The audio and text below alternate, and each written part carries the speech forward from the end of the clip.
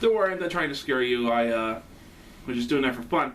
Recently, Disney Channel announced that there's going to be a medieval high school story that stars the children of Disney villains as the heroes. It looks terrible, stupid, and a waste of time, so why am I bringing it up? Well, to be honest, this is a representative of a larger problem in media lately. I call it the Shades of Grey effect. No, it's not the one you're thinking of. Stop that. What I mean is we are so inclined to believe that the whole world is nothing but shades of grey that we are putting it in our media, turning villains into heroes and heroes into villains. Now why is that? Well, let's go where this trend started. The concept of offering a different point of view on classic stories is nothing new. I can't remember the name offhand, but there was this children's book that starred the big bad wolf as that made him more of a sympathetic character, while doing some actually kind of dark things for a children's book. But I digress. It was popular, and it's actually kind of great teaching tools for writers to offer a different perspective on how to look at it from that perspective. However, I think the trend truly started with Wicked. Wicked, for the very few of you who don't know, is the Broadway play that stars the Wicked Witch of the West in a high school for witches that shows the reason why she is.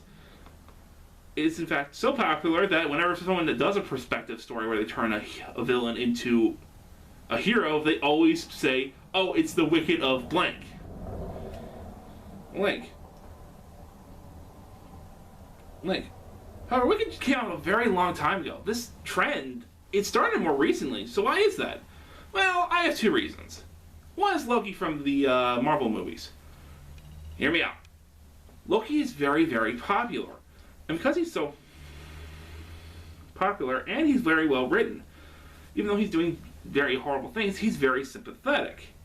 We feel really bad for him, and because we really feel bad for him, we wonder if the road was a little different.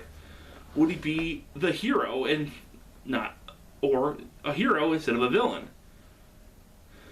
That and studios are starting to realize that even after all this time, Wicked is still very, very popular, and because it's still very, very popular, they want to capitalize on it.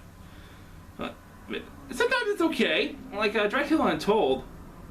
Well, not a great movie, was well written, and I found somewhat enjoyable.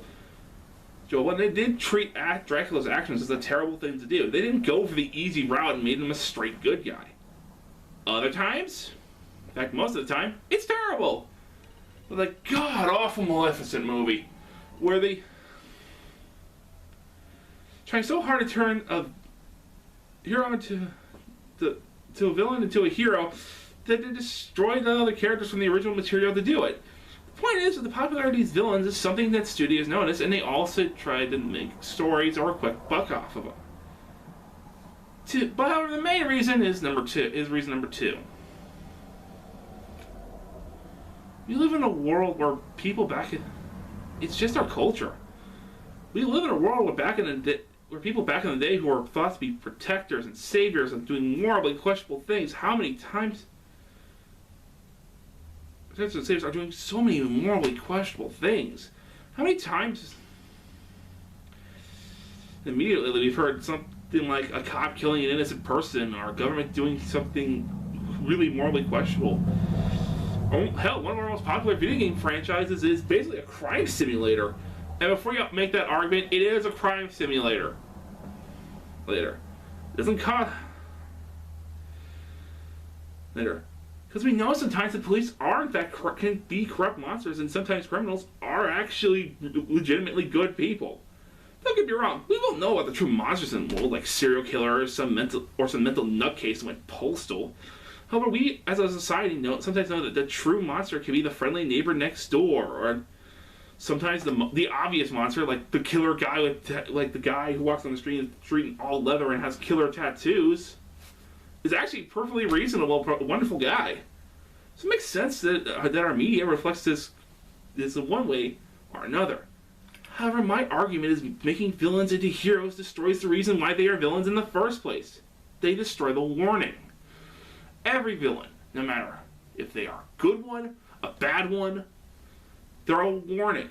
It basically shows the dark side of our morality. It shows that people can do these terrible things. People can be selfish, greedy, and just downright monsters. monsters. It's why I say that the villain is the most important character of your story, because they're the warning. They teach the audience, whether they are a kid or an adult, don't do these things. Now, I can see the argument as creating nothing but straight black knight villains makes the story boring. Fair enough. I'm not saying you can't have a sympathetic villain, but keep him a villain. Because it makes the warning more powerful. It's actually a very dangerous trend, because it changes the way that our story is told. Yes, the world isn't black and white, and that's the sad reality of it. But our media shouldn't dismiss black and white stories because of how our world is. Because black and white stories can often be the best teaching tools in the world. That's all I gotta say.